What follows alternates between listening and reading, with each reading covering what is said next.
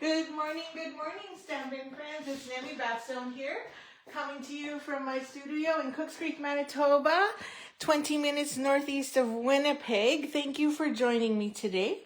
So if you're there, don't forget to say hello. Let me know how things are, where you're from, maybe how's the weather, what are you up to today, all that fun stuff.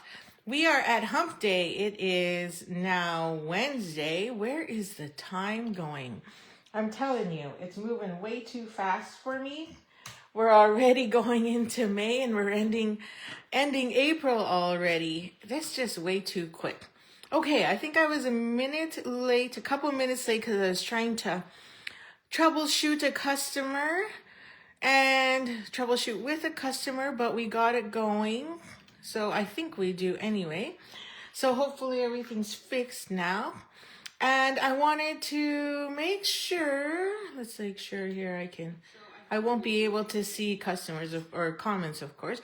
Shell, hello, good morning. Happy Hump Day. I know, right? Lots going on at Stampin' Up today, so I wanted to make sure Wednesdays are our days to find out what's going on, what's happening, and then what's happening in my world.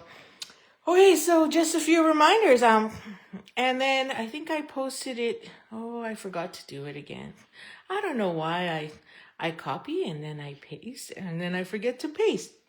But there are a lot of things going on. If you place an order with me this month, there's only a few days left. You get to participate in my craft along. It is free with purchase, a minimum order of 60. But if you would just like it, you can also order it for, I think it's $25. There should be a link in my Linktree list. And with that, excuse me, with that, it includes all your shipping and then all the bits and pieces and everything that we make with those cards. And then you can craft along with me on May 28th, either in person or through virtually. I'm like, what's the word? Okay, so I'm going to post that here because for some reason it didn't. I may not have posted it up top. Now, if you want to, you can also craft along with me in person by coming to my studio or my craft space here in Cooks Creek, Manitoba. And if you're part of my Let's Get Crafty Club, you can do both in one day. So then that makes life a lot easier for you. And then you get it all done and we can just hang out, get that done and enjoy the company and connect and laugh and have a few treats and some coffee, tea, and then create. I'm also running a In Color Club, so you want to join that. I'm looking for 5 people because there's 5 in colors. It makes it so much easier in making sure everybody gets the savings they want. I'll go through it later, but it's all in my Linktree link, so you can find it there.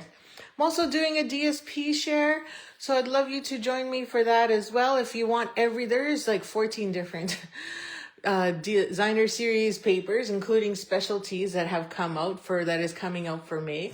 And so you can get a 6x12 of every single one of them, except for one of them's called Scenic something. I forget what it's called, but it's a 6x6. So you'll get 2 sheets of every one so that you still get your 6x12. And this Saturday is National Scrapbooking Day. Woot woot. So I will be scrapbooking at the Creative Gathering hosted by Scrapbook Cottage. And I'm seriously going to just really try and focus on scrapbooking. But this is a 24-hour sale. I don't know what's in the sale, but it's everything that is related to memory keeping. So when you shop, just click on memory keeping and everything should be there. And you get 20% off. So if you're a Stampin' Up! Demonstrator, you actually get 40 to 45% off because our discount still applies to a sale. So this is starting on May 2nd. So if you want to get that discount as well, you can buy the starter kit now and then place your order for that one-day sale. That's just an idea on how to get it. Now, because unfortunately, or you can say, I'm going to wait until May 5th. And in your new starter kit, you will get a free collection of the 5 new Stampin' Up! Ink pads. So these ones, that's what it says. In Color Classic Stampin' Up! Free. These 5 online trends are not, yeah, so you get 5, these 5, what does it say? When you join, I didn't have time to read it, seriously. You get, so along with your stampin' pads, you'll receive your starter kit, which includes free shipping. So all of that. Or if you don't want that because you're part of my InKolor Club, ha ha ha, you can add an additional $50. So instead of picking $165 in whatever product you want, you can pick $215 worth of product. So if you have questions or you want to figure out what works best, then contact me. You can text me or call me or email me, and we can connect and talk about that. So the new product of the month that is also rolling out in May is going to be a berry botanical vellum. So there's 12 sheets, and you get 3 each of the 4 designs here. And this is vellum, so keep that in mind, but it's got tons of colors that coordinates with it. There's Bubble Bath, Flirty Flamingo, Fresh Freesia, right there, Golden Glow, which is one of the new in colors, including Hydrangea Hue, Misty Moonlight, Peaceful Pine, Soft Sea Foam, and Strawberry Slush. So 3 out of the 5 new in colors is in this designer series paper. And please note, since we began introducing product of the month, it has been $5. So moving forward, starting May, for an order of $100 or more, you will pay $7 for this 12 pack of designer series paper, vellum designer series paper. Okay, that's my story, and I'm sticking to it. So if you have any questions, just place it in the comments here and I'll answer them.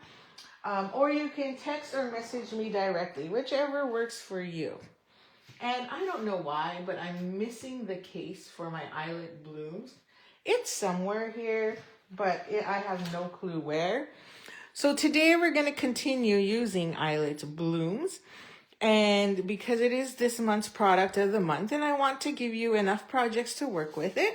So we didn't use it on Monday because Monday I wanted to share and remind you about Last Chance products. So don't forget, Last Chance has been updated is there as well. And we're going to continue using this. So let's get started. So this is my botched card. So Wednesdays, I always like to case Stampin' Up, right? So it's all about Stampin' Up and what's going on. And so I screwed this one up. You can see it's very crooked.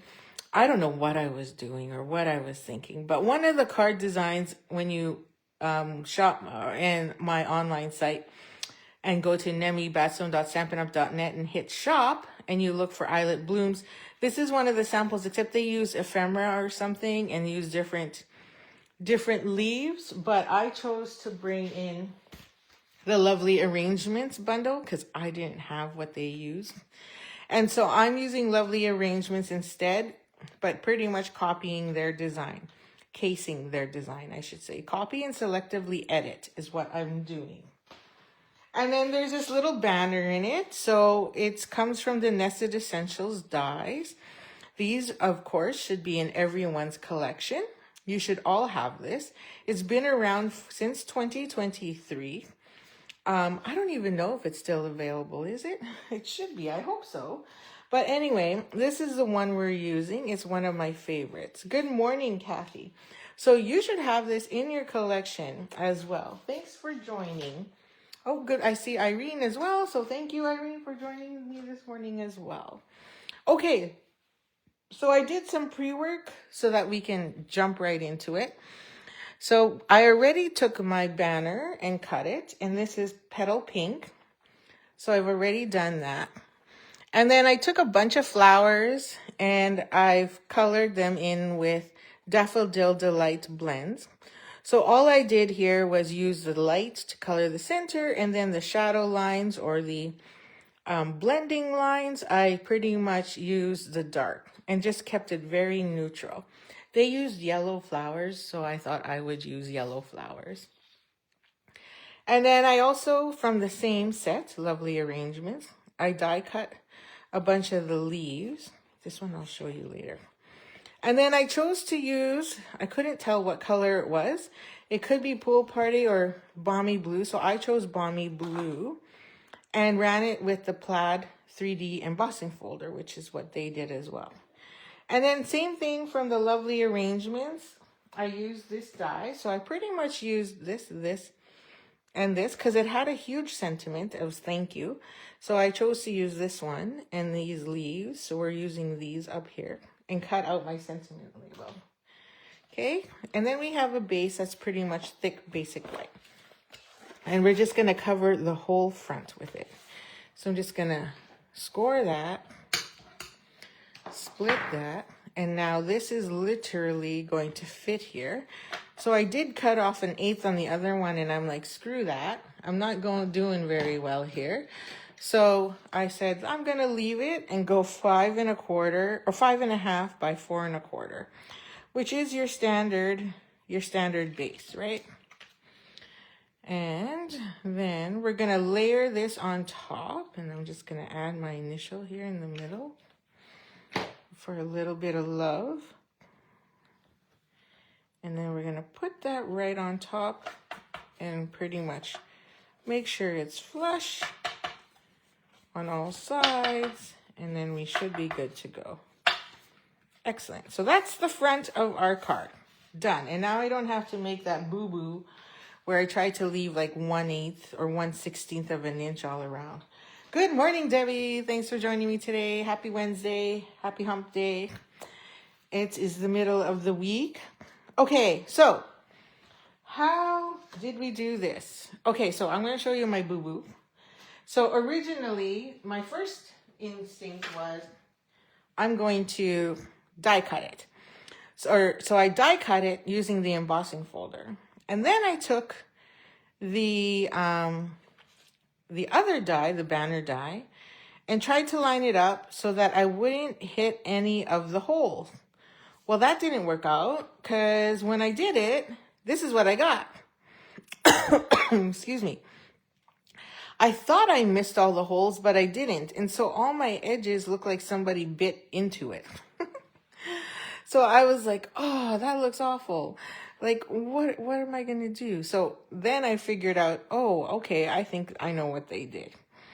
So what I did was I cut the banner first. So to fix that issue, I cut the banner first. And then I looked on the back of this and went, okay, where am I going here?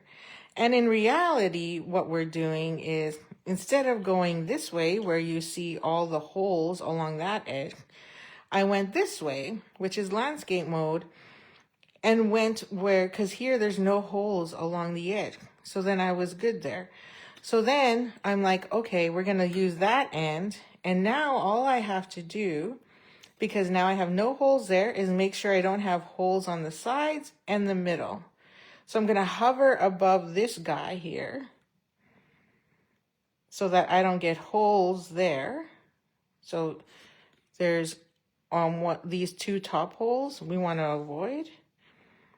And then we're going to hover on either side and make sure we're not hitting any of the holes from this flower and this flower. Okay, so I have to move over just a tad because I don't want to hit that hole there.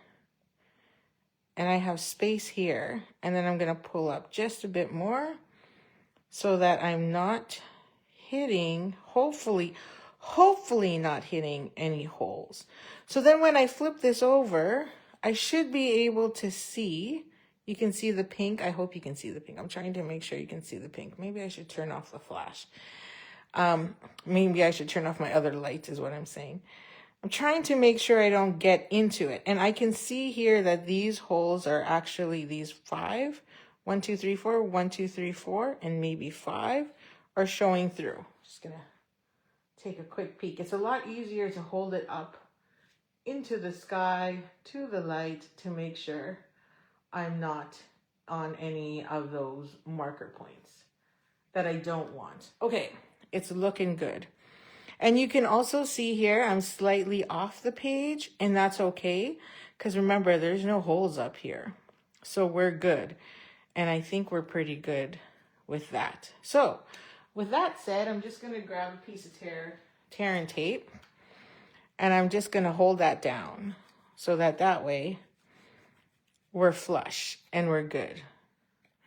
Okay, so then that just keeps it in place for now. So now we just need to die cut it.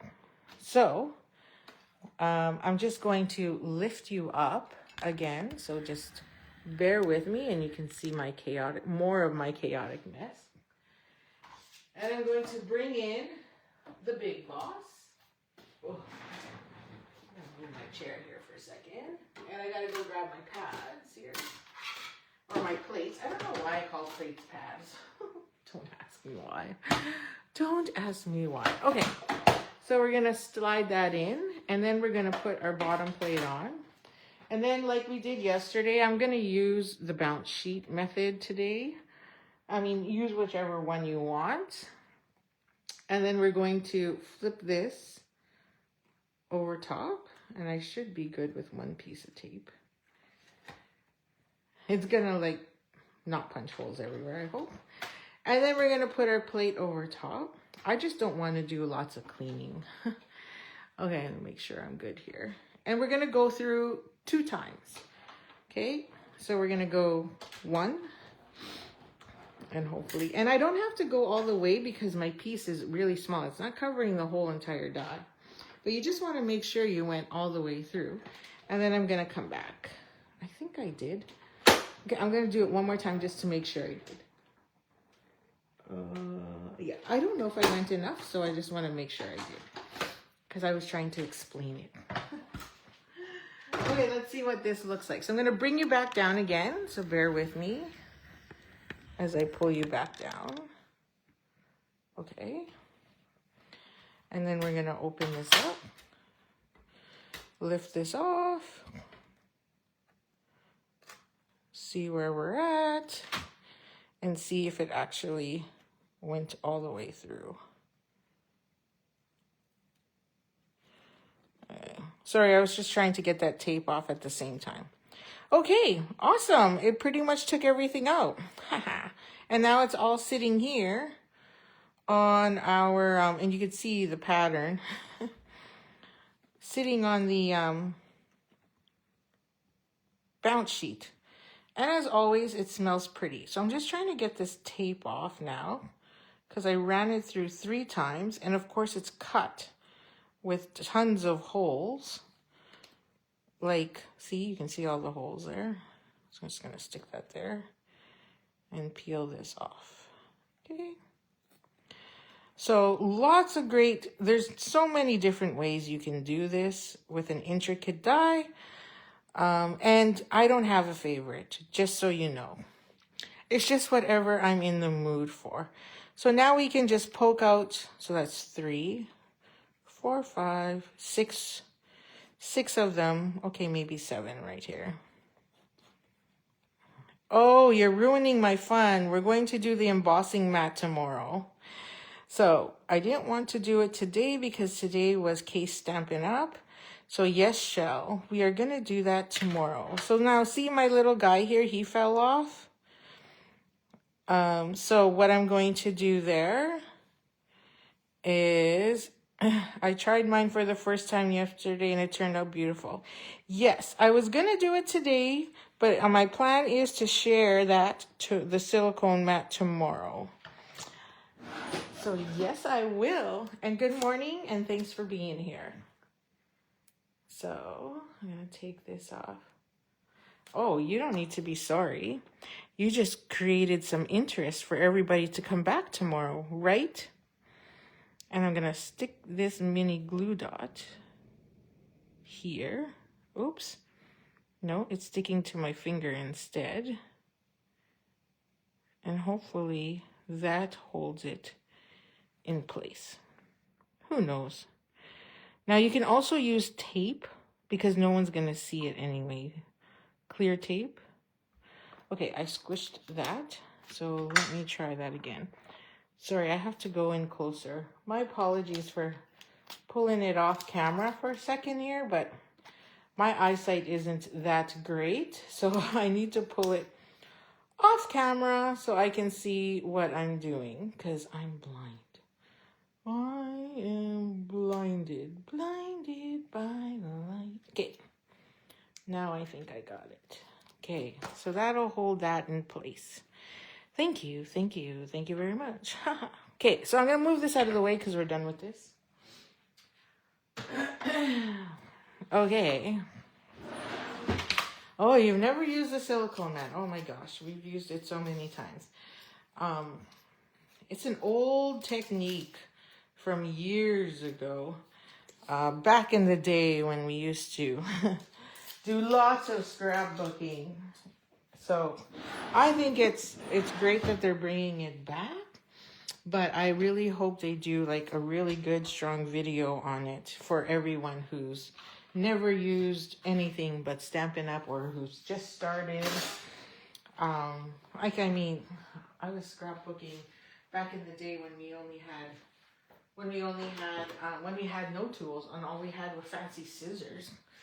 Like I have one scrapbook that is just, it's hilarious because I used so many fancy scissors and cut for my friend's wedding. I was like, oh my God, this is so embarrassing. What was I thinking?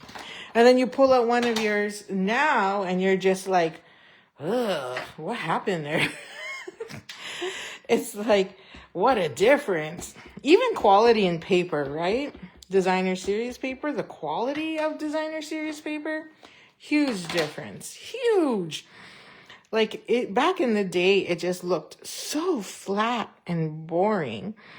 And now, you know, some designer series paper there's foil through it, there's vellum, there's shine, and it literally looks 3-dimensional versus 2-dimensional when you're actually working with it, right? So much fun. Okay, so now all we have to do is assemble. Oh, that's awesome. I'm glad you love the method because it is truly a lot of fun. So yes.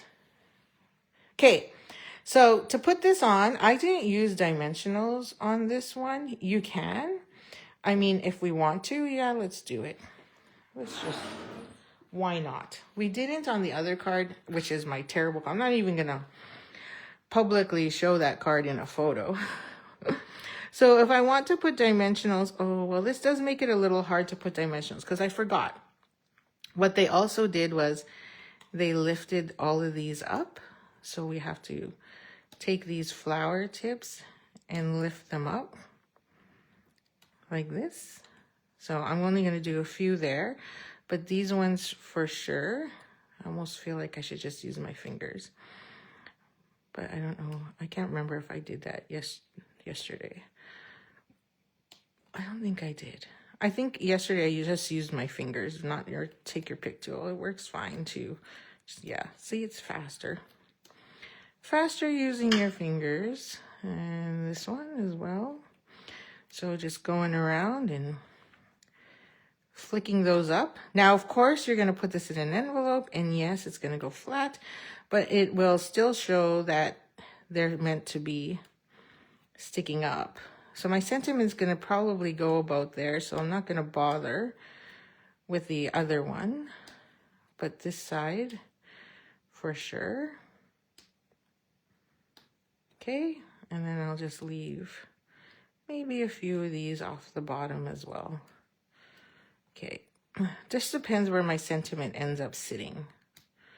Okay. So there we go. So you can see they're all lifted up on there. And now this is going to go here. And then we're going to do some tucking of the flowers. So you can use whichever flowers you want or have lying around. I think I want the big one. I think that is what I used. So this one will go here. And I'm pretty much going corner to corner. So this can slide wherever we want it to slide to.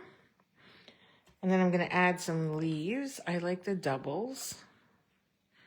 So maybe around there. So all we're doing right now is just dry fitting everything to make sure we know where we want everything to go.